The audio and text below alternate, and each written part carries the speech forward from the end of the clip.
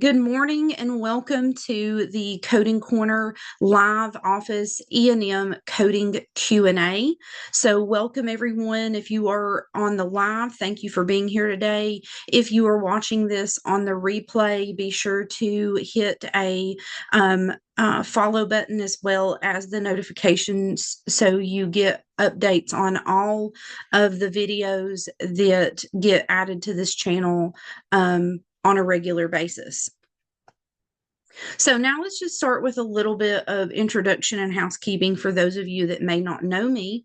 My name is Kristen Robinson. I'm a coder, auditor, and educator. I have multiple certifications as well as my AAPC approved instructor certification. I have the Coding Corner both on Facebook and on YouTube, which is where this video will be uploaded to post the live call.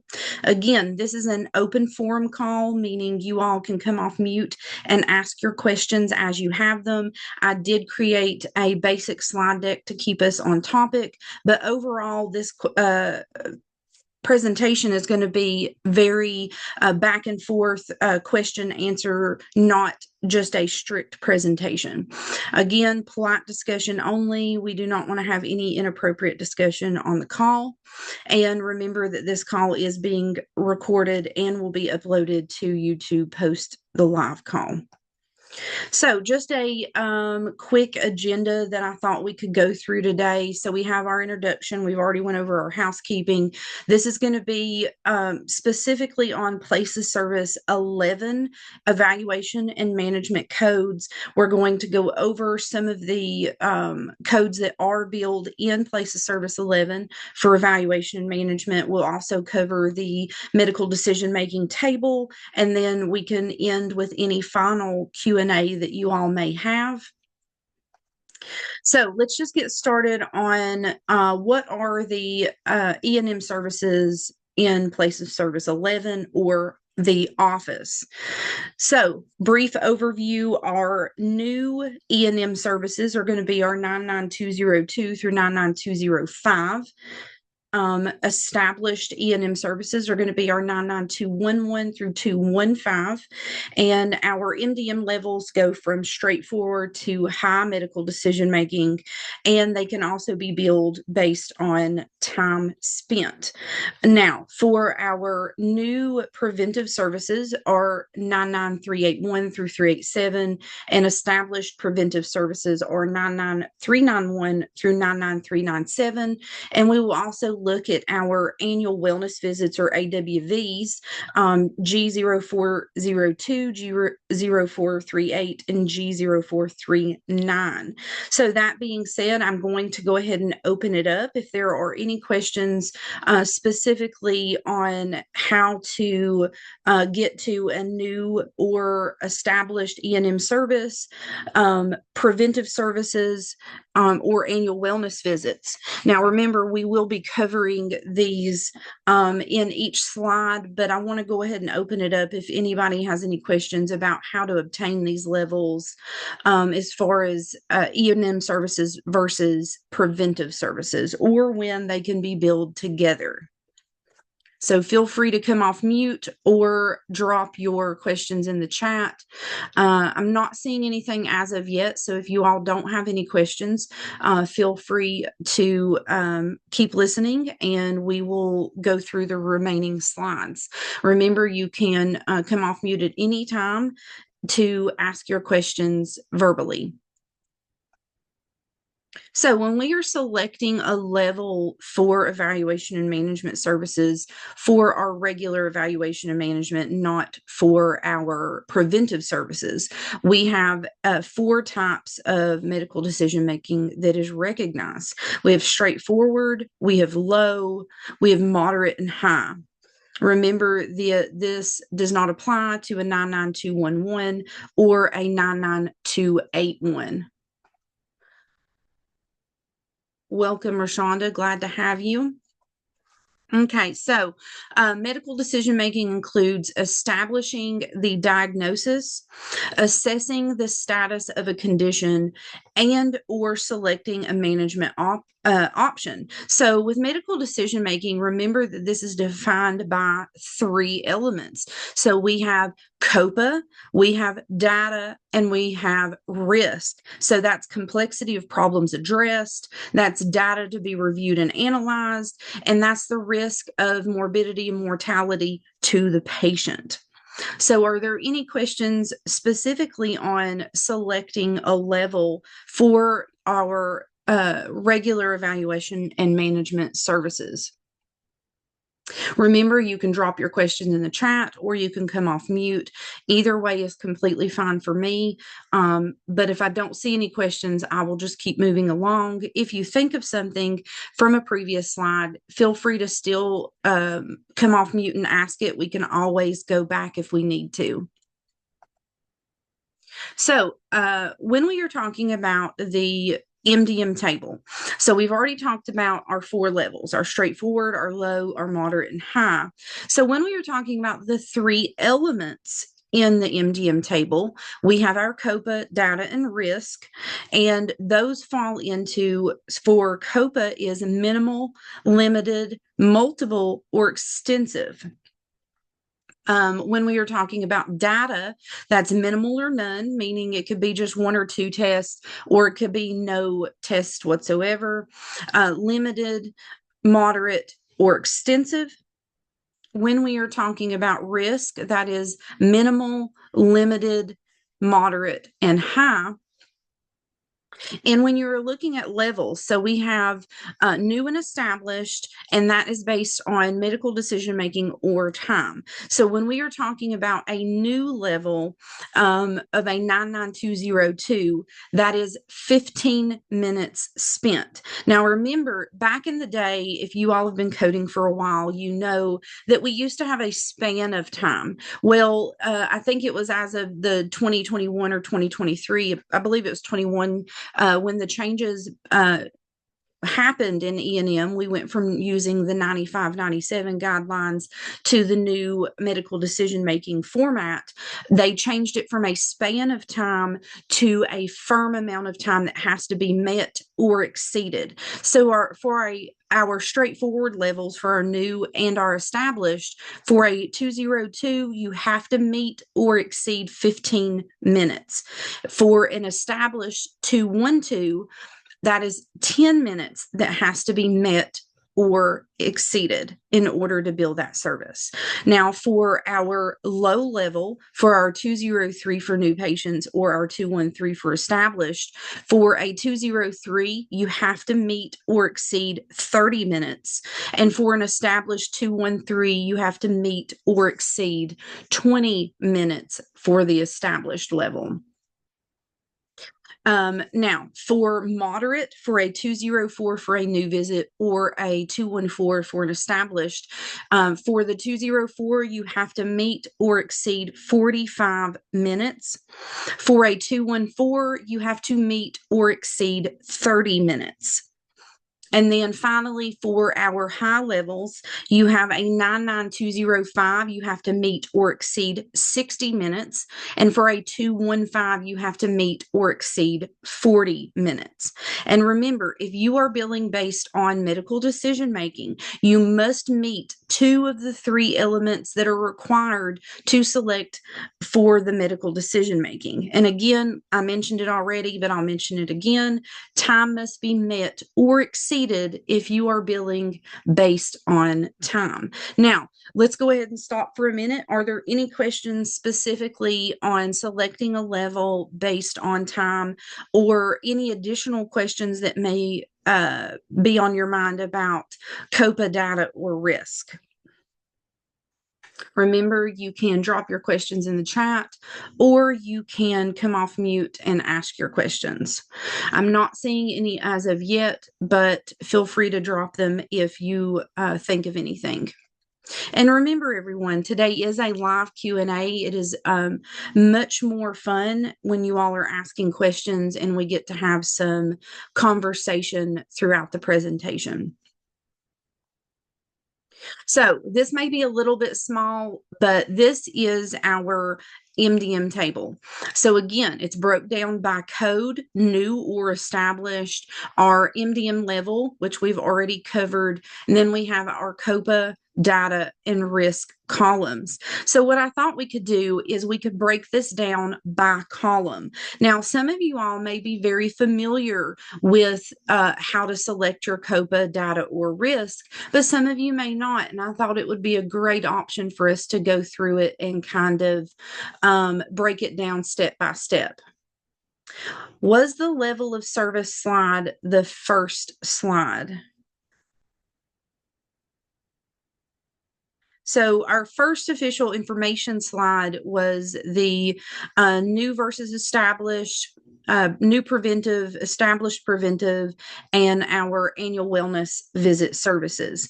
If you have any questions specifically on that slide, feel free to drop another question in the chat, or you can come off mute to ask additional questions. Okay, let's get back to our MDM table. And again, I thought it would be a good idea to go through these and kind of give a little bit more context to what each of these are. So when we talk about COPA, number and complexity of problems addressed, when we think of a minimal problem, okay, this is one self-limited or minor problem. This could be a bug bite. This could be a minor scratch or scrape. This could be a minor bruise. This could be a snotty nose, a minor cough,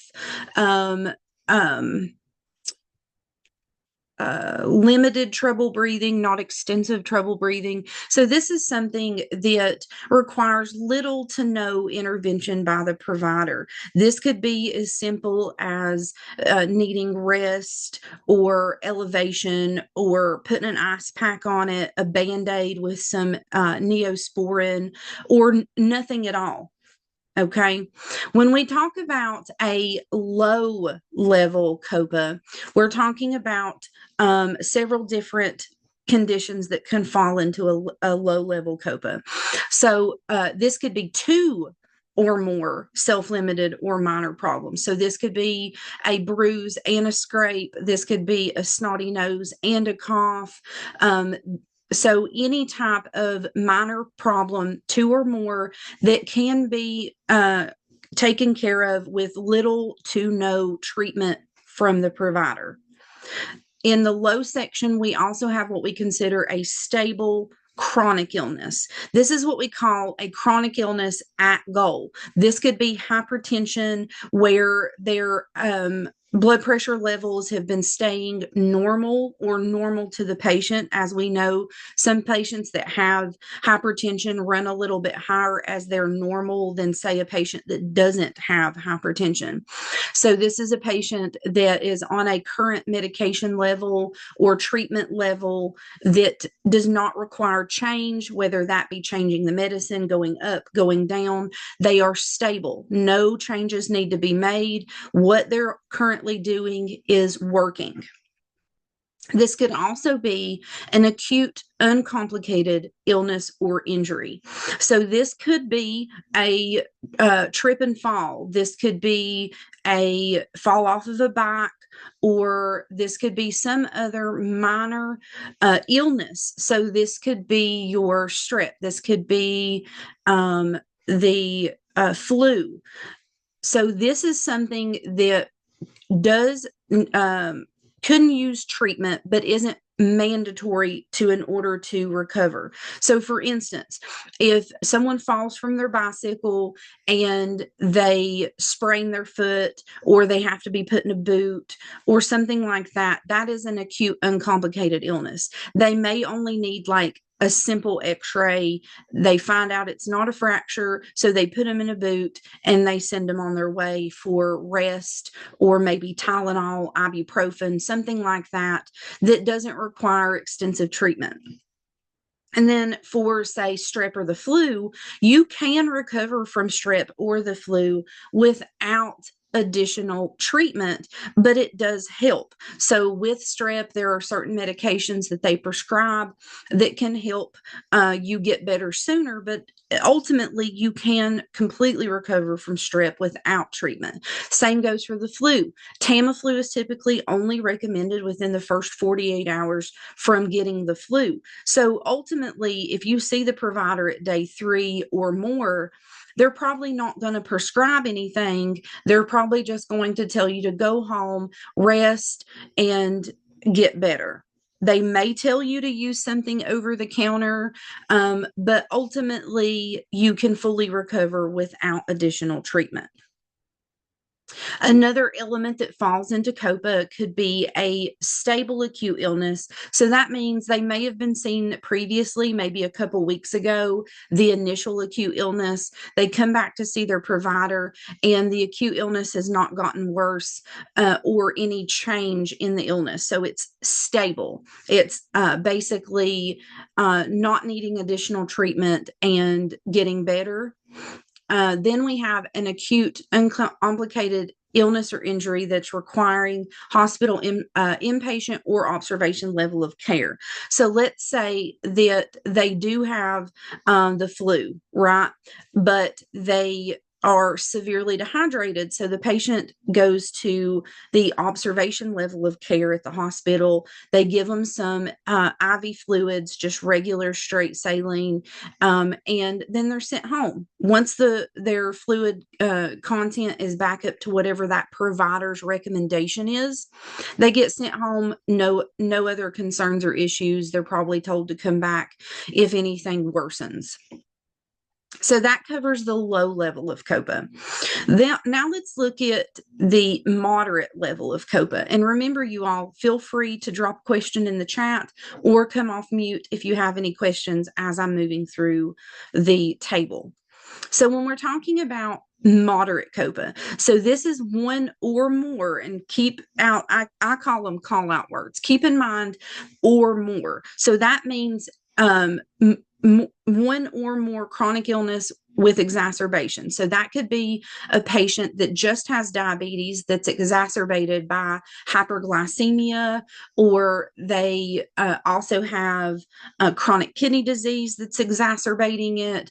This could be two conditions that are exacerbated. So this could be hypertension and congestive heart failure, or hypertension and chronic kidney disease, or like I said, diabetes and chronic kidney disease, or any other chronic illness that's in exacerbation. That means not at goal. This could mean additional lab testing, additional radiological testing. This could mean an increase in medication, or if they're having hypoglycemia, this could mean a decrease in medication. Or with like hypertension, if their blood pressure is running low and not high, it can also mean a decrease in medicine. So basically what this means is that there may need to be additional testing or treatment to hopefully get this patient stabilized again and get them back at goal or stable. This can also mean that they put them on a medicine for their chronic condition and they had a side effect, or even though they're on a medication, they're still getting worse. Okay. We also have two or more stable chronic illnesses. So they may have diabetes and hypertension, and they're both at goal. So 2, 3, 4, however many stable chronic conditions. So doesn't matter, as long as they are at goal and there is no additional treatment needed or no additional testing to get the patient back at goal. This could also mean a undiagnosed new problem with uncertain prognosis. So this could mean that they are coming in with a sign or symptom of, say, chest pain, or a mole on the skin that they're not sure if it's malignant or benign. The chest pain could mean that they may have signs of a myocardial infarction, or they may have shortness of breath and they're not sure what else is going on. So at at this point, it's considered an undiagnosed new problem with uncertain prognosis. So at the sign or symptom level, additional testing is needed to get a definitive diagnosis. Okay, so at the time of today's visit, it is undiagnosed. It's a sign or symptom until they run the tests or until they do additional treatment to find out whether, say, for instance, it is a mole. They might have to do a biopsy to see if it's malignant or benign.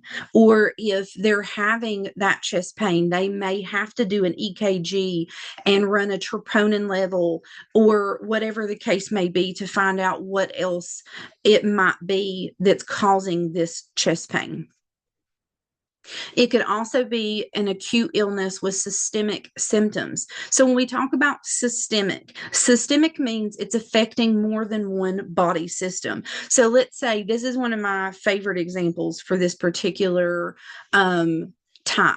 So let's say the patient has an UTI, a urinary tract infection, and they let it go too long without treatment and it gets to their bloodstream and now they're septic. That's what we would consider an acute illness with systemic symptoms, because it's not just affecting the urinary system now, it's now affecting the bloodstream. They may have to admit the patient or at least get, say, IV antibiotics, IV fluids, or additional treatment necessary to treat not only the original illness, but now the other body systems that it is affecting. And the last category in the moderate section of COPA is an acute complicated injury. So this may be something that doesn't require simple treatment. This may be something that requires a CT or an MRI or advanced testing. This may be fracture care. They may have to put a joint back into place. They may have to do some other type of surgical procedure with, say, pins or something like that to put it back into place. It doesn't matter. It's just going to have to require that additional advanced testing or treatment plan. And if it's the primary care, it may mean that they have to be sent to, say, an orthopedist to get further treatment or testing for this acute complicated injury. So I'm going to go ahead and pause again. And I think I see a question. Let me look real quick. I am not doing place of service 21 today, but that will be another live E&M that we will be doing another month. So what I'm trying to do is kind of cover different elements so we're not overloading the conversation in one presentation. But that is a great question, and it will be coming up in a future live. Okay, so that finishes our moderate section of COPA. So when we move to high, we really only have 2 bullet points in high. You have one or more chronic illness with severe exacerbation, side effect, or progression of treatment. Or you have an acute or chronic illness or injury that poses a threat to life or bodily function. So when I think of this, I'm thinking about if we're talking about severe exacerbation, we're talking about a hypertension that has went into a hypertensive emergency, a hypertensive crisis. We're talking about acute on chronic hypoxic respiratory failure. Or if you're talking about acute or chronic illness that poses threat to life or bodily function, this may be a CVA or a myocardial infarction. This could be a motor vehicle accident where the car flipped a few times and now there is a skull fracture or a subdural hematoma or something like that, a hemorrhage in the brain. We're talking about if treatment is not done right now, the patient could die. So when you think about high COPA, you need to consider what is the likelihood this patient will die without additional treatment right now. Okay, that's what I like to look at when I think of high COPA. If they were to leave and go home, what's the likelihood they're going to die without treatment? Okay, so that's going to cover our COPA column. Now let's get into data. Now, data seems to be a really high topic of conversation. A lot of people get confused when it comes to the different categories and what are in each category. So the good news is that it basically builds. So in the low section, again, I'd like to mention in data, for straightforward, it's minimal or none. Literally, maybe one test was run. But when we really get into the meat and bones of data, is in the low or limited section of data, moderate section of data, or extensive section of data. So if you have low data, so category 1 is your tests and documents. So let's say that they reviewed an external record. They're seeing the PCP today, but they had an ER visit recently, and that provider is looking at the external records from that ER visit. Or they're ordering 2 tests. They could review 2 tests. Remember that if they order the test, they get a point for ordering it, but they do not get an additional point for the review, because there is an assumption made that if the provider orders the test, they will also be reviewing the test. And then for category 2, for low or limited data, this could be an assessment requiring an independent historian. Remember, the independent historian is not simply repeating what the patient said. They're providing either complete or additional history in addition to what the patient said or in replace of the patient. So if the patient is in an altered mental status, if they are a child below the age to give their own history, or if they are, say, an elderly patient that has dementia, or they are another patient that may have another condition that prevents them from being able to provide their own history. Something important to keep in mind here is that an independent historian is not an interpreter. An interpreter is literally just taking what the patient is saying, say in another language like Spanish, and converting it over to English if the provider is an English-speaking provider. So an interpreter is never going to be an independent historian. Again, just as a reminder, I'm checking the chat occasionally, not seeing any questions, but feel free to ask, okay? So when we are in the limited section, that is one of the 2 categories. You do not have to meet category 1 and category 2. You can either meet 2 of category 1, or you can meet category 2 by an independent historian. Okay, so now if we're getting into moderate, this is where things get a little bit more complicated. So now instead of having 2 categories, we now have 3 categories. Now remember, for moderate, you still only have to meet 1 of the 3 categories. You don't have to meet 2 or 3 of these categories. So if we're talking about category 1, now instead of meeting 2 of the following, you now have to meet 3 of the following. And instead of independent historian being the category 2, independent historian now is falling in category 1.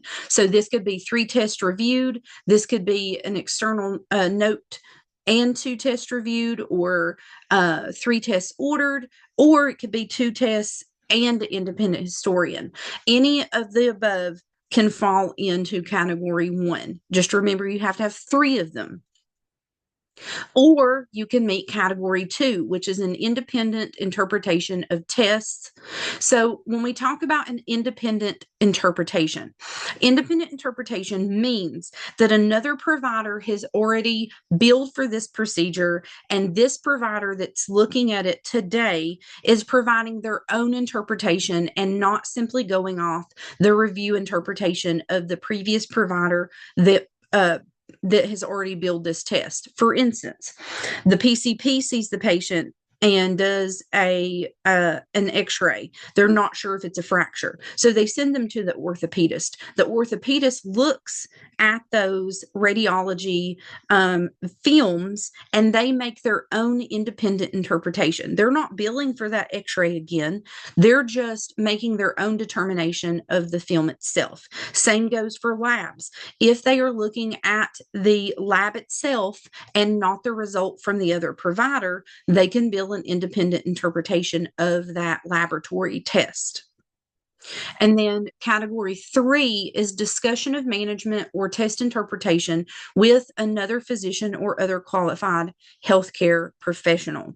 So when we say this does not mean just another MD, DO, NP, or PA. If the patient is in the hospital, which we're not talking about specifically today, but if the patient was in the hospital, this could mean even a social worker, or this could mean an EMS person, or another person that is involved in the treatment of this patient. Now, for the office, this could mean the PCP talking to the orthopedist to see what their recommendation was for the patient, or vice versa. Basically, it means that there has to be an interactive conversation with another physician or qualified healthcare professional treating this patient. So again, for moderate, you only have to meet one of the 3 categories.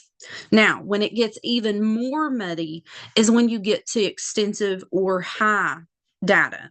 So instead of meeting one of the 3, you now have to meet 2 of the 3 categories. The categories do not change for high. You just have to meet 2 instead of 1 of the 3 categories. So again, that can be 3 of category 1.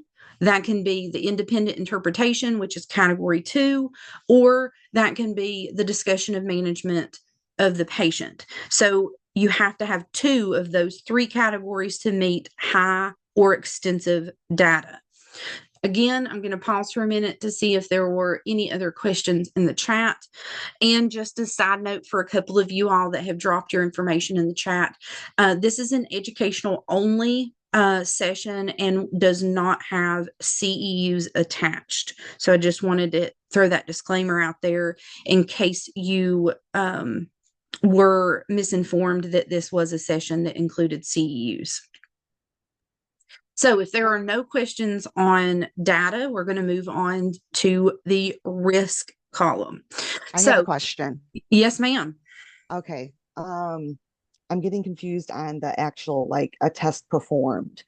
I don't even know how to ask this. So say if they have like a CBC and say they have 3 different labs done, does that automatically go to moderate or high? Or yeah, so that could meet your one category 1 for moderate. So if they order 3 tests, if they review 3 tests from someone else's order, if they do an external record review and 2 tests, or if they do an independent historian, an order of a test, and an external note review, any of those 3 will meet your moderate requirement.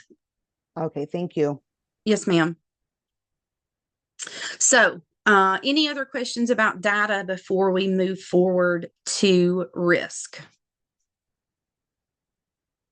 Okay, so if you have any, feel free to jump in. So when we talk about risk, we're talking about the risk of complications and or morbidity and mortality to the patient. What is the likelihood that without treatment, this patient could die? That's how I always like to look at it. So when you're talking about minimal risk, like we were talking about at the very beginning of this slide, when you have a basic cut or scrape or a basic runny nose or something like that, it's minimal risk, because even if they get sent home without treatment, they're still going to fully recover from that issue. When we talk about low risk, so this could mean that over-the-counter medication. That can mean that Tylenol or that ibuprofen, or it could mean physical therapy or occupational therapy, something that is good to have, but is not going to necessarily be required. Like the patient can still recover without that Tylenol. It just might make it easier, like physical therapy. You don't have to have physical therapy, but if you have sprained an ankle, physical therapy can definitely help you heal better because they're doing all of those manipulations with you or exercises to help you heal better. So when we talk about moderate risk, so this is when we get a little bit more stringent on what has to be there. So moderate risk can be prescription drug management. Remember, prescription drug management can be a new prescription, a refill of a current prescription, or an increase of a prescription. Okay. So as long as your provider is placing it in their assessment and plan and telling you what they're doing with it. We're keeping them at the same level. We're just refilling it. We're going to lower it because of the hypoglycemia, or we're going to increase it because of the hyperglycemia, whatever the case may be, as long as they are telling you how they are using it to treat the patient. Simply stating it in the medication list is not enough. Simply stating it even in the HPI is not enough. Why does this apply? How are they using it to treat the patient? Even if it's just a refill, they're telling you we're keeping them at the same level of treatment. Decision, Jennifer, you have your hand raised. Go ahead and come off mute if you'd like to ask your question. So I am a coding educator, and when a provider documents that he, in the HPI, patient hypertension, take a lisinopril, tolerating well, will that count for prescription drug management? Not That if it, statement? yeah, the HPI and the history and the exam are all supplementary information. It Right. still must be stated in the assessment and plan in Okay. order to count. If Medicare audits us, they're not going to allow us to take it directly from the HPI history or exam because they are now supplementary. That's good. That's good to know. Thank you. Yes, ma'am.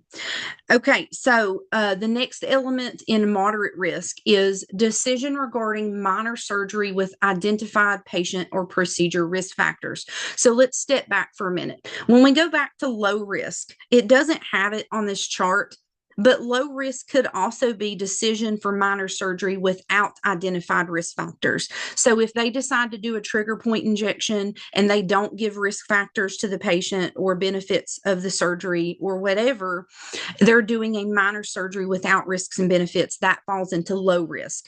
When it falls to moderate risk is when they tell us what are the risks and benefits directly to this patient or to this patient directly benefit or risk of the surgery itself. And there is always going to be argument. I'm going to tell you all right now, there's always going to be argument between this templated statement, discuss the risks and benefits of the procedure.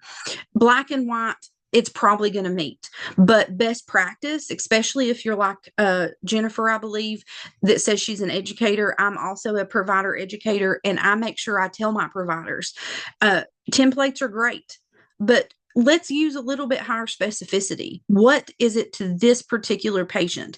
Is the risk higher because they have diabetes? If you're giving a patient steroids to a diabetic patient, that is a higher risk to that patient. If you are doing some type of procedure that can affect a patient that's on an anticoagulant, or they have some other type of bleeding disorder, that is a higher risk to that patient because of their comorbidities. That's why when I educate my providers, I'm telling them that they need to give me more than that templated, I discuss the risks and benefits.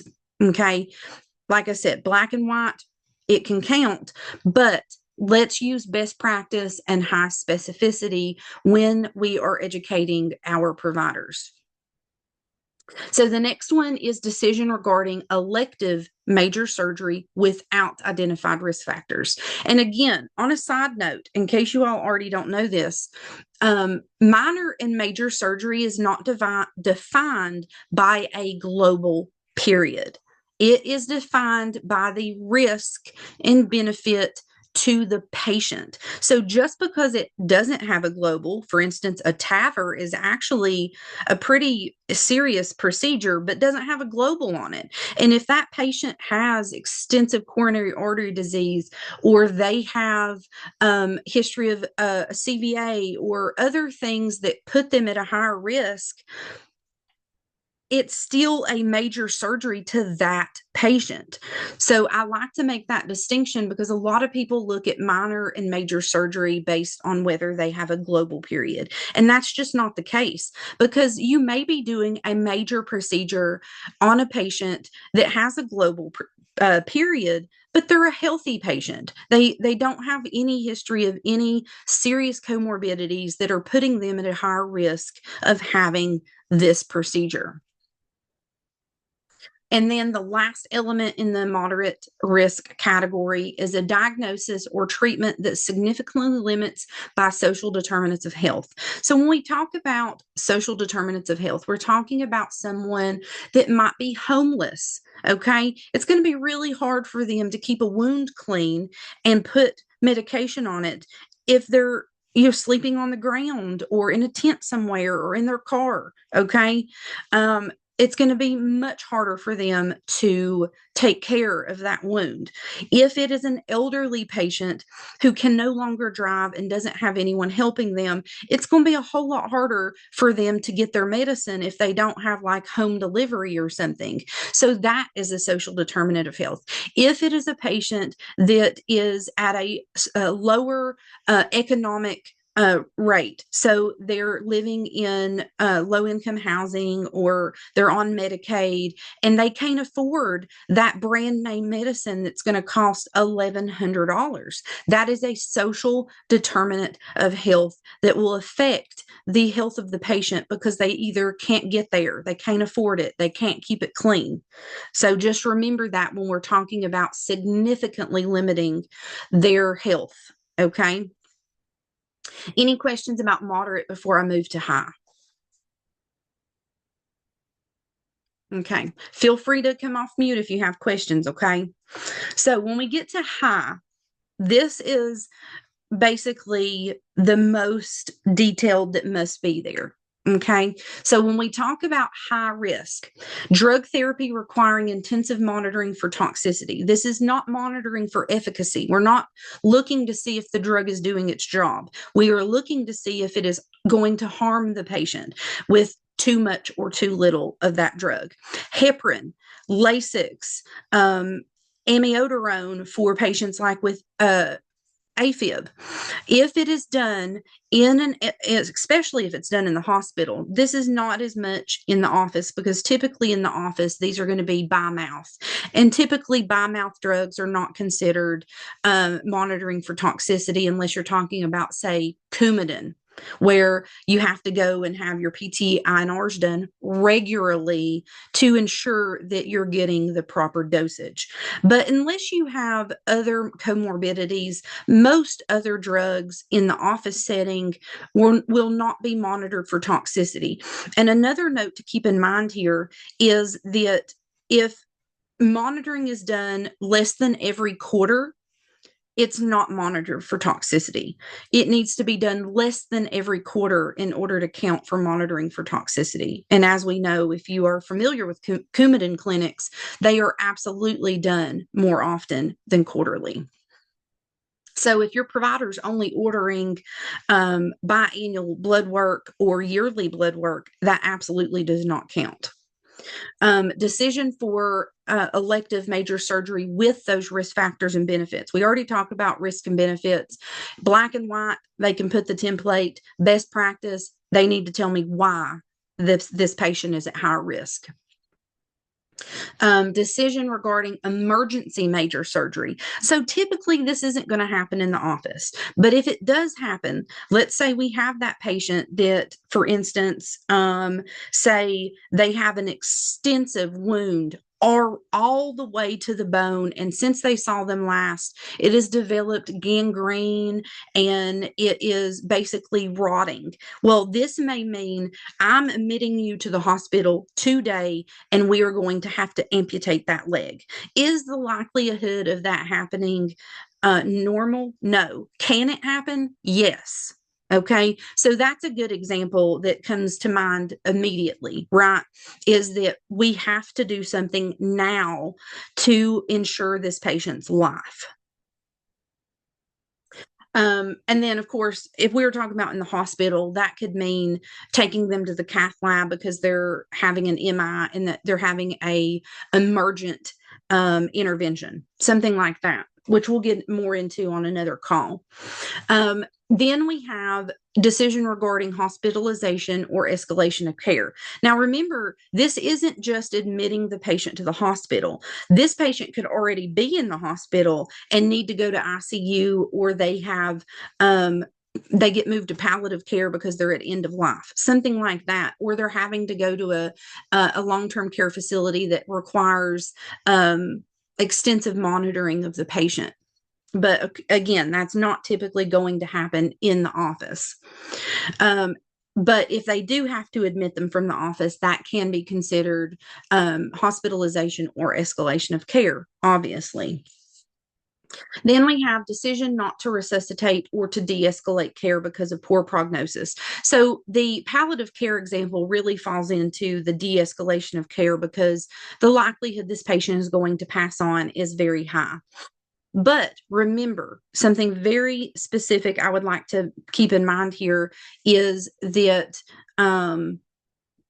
do not resuscitate is only at the decision to put them in DNR. If they are already established DNR, you don't get it every time. It's only when they make the decision for DNR. And then lastly, because I've spent a lot of time on this table, let's talk about parenteral controlled substances. So this is going to be your substances that are controlled substances. So from 1 to 6, 6 being the lowest, 1 being the greatest, and they are not by mouth. These are not going through the alimentary tract, meaning they're not being swallowed. This could be transdermal, intramuscular, IV, something other than by mouth. Okay, so because in the interest of time, and I have spent quite a bit of time on the table, I'm going to move on. If you all have questions, feel free to let me know. So now we're going to get into preventive services. And I did only make this for an hour, but I could probably talk about this stuff forever. So just saying that. So preventive services. So with preventive services, these are done by age until you get to annual wellness visits, which are for Medicare patients specifically. So when we're talking about new preventive services, these are going to be your 381 through your 387, and they're done based on the age. So 1 year, 1 to 4, 5 to 11, 12 to 17, and so on and so forth. And it goes for established patients as well. So this is your 391 through your 397. And remember, just because the patient is elderly does not mean they're getting an annual wellness service unless they are on Medicare, because Medicare does not accept IPPE or preventive services. They only allow the G codes. So if the patient is on Medicare, then preferably we would want to make sure that we are doing the provider is doing the work to get the annual wellness visit, because Medicare is not going to pay them for the preventive service codes, the 99,000 codes. Okay. So when we talk about annual wellness services, we have 2 columns here, but ultimately these are the things that must, let me repeat myself, must be met in order to meet an AWV visit. So if these elements are not met, your provider cannot bill an annual wellness service. Medicare is very strict when it comes to the elements that are required for an annual wellness visit. Now, when it comes to preventive services, obviously you want to make sure you bill the correct newer established level based on the patient's age. And then everything else is kind of depending on the patient. So are immunizations required? Do they need to have a mammogram ordered? Do they need to have prostate exam done? Do they need to have a colonoscopy ordered or an EGD ordered or other lab work like their A1C, CBC, CMP, those type of things? Those are things that are done in a preventive service. And remember, preventive services are just that. The patient is coming in healthy. They are not coming in with other issues. If they are coming in with other issues, you fall into that. Is it just a regular E&M or is it a preventive? And in certain cases, you can bill both an E&M service and a preventive service together as long as they are documented appropriately. But our preventive services, again, I would like to make clear, our preventive services are not as strict as our annual wellness visit requirements. Okay. So if your providers are billing annual wellness visits, please make sure that you have something in your system that has a checks and balances, whether it be, we use risk assessment forms, but your provider can use whatever form they want. But we need to make sure that all of the elements are met, because if Medicare goes back and audits that provider, we need to know that we as in the provider practice or the provider, are meeting the required elements for annual wellness services. So I'm going to pause for a minute. Jennifer, go ahead. So, what is your recommendation if a patient has Medicare Advantage and a provider bills a preventive and a Medicare wellness visit on the same day? Because they do have some elements that are in both visits. So, what is your recommendation? Well, number one, because Medicare Advantage, all Medicare Advantage plans follow Medicare guidelines. They're not going to pay that 99,000 code, period. They're just not going to pay it. If they do pay it, they might come back and recoup it. My suggestion is you just make sure that your provider is meeting the annual wellness service guidelines, because like I said, Medicare Advantage is basically Medicare with extra benefits. So if they follow Medicare guidelines, they're never going to pay for a preventive service. Remember that the elements of a preventive service might overlap what is in an annual wellness visit, but ultimately you're still talking about a well patient that may require additional labs or refills on a medication. Refills on a medication is still part of an annual wellness visit. It is not separate unless they have an issue that has to be addressed. And in that case, you would bill the appropriate E&M level with your other service. Does that answer your question? Yes, ma'am. Thank you. You're welcome. Okay, let me look and see if we had, if the patient leaves the office and is admitted and has a procedure the same date of service as the office visit. So here's the thing. The first question I would have is did your provider do the procedure in the hospital or someone in that provider office under that tax ID number? So if it is same provider or same specialty, same practice under the same tax ID, you need to put a modifier 25 on your E&M service to get it paid, as long as it is above and beyond what would be required for that procedure. Now, that being said, if the patient is admitted in the hospital and anyone else of any other specialty or practice does that procedure, it will have no impact on that office level service. If the diagnosis is even the same, as long as the E&M service is above and beyond the required workup for that procedure. So if, let's say, devil's advocate, they come into the office and the provider already knows that they're going to admit them to the hospital for this procedure. They've already talked about it at a previous visit and nothing else was addressed. Absolutely not. You are not going to get that E&M service paid.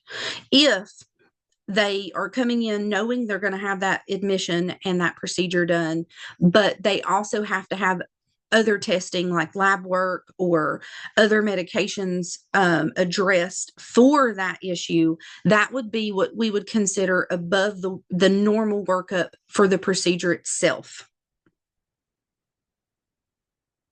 Hopefully that answers your question.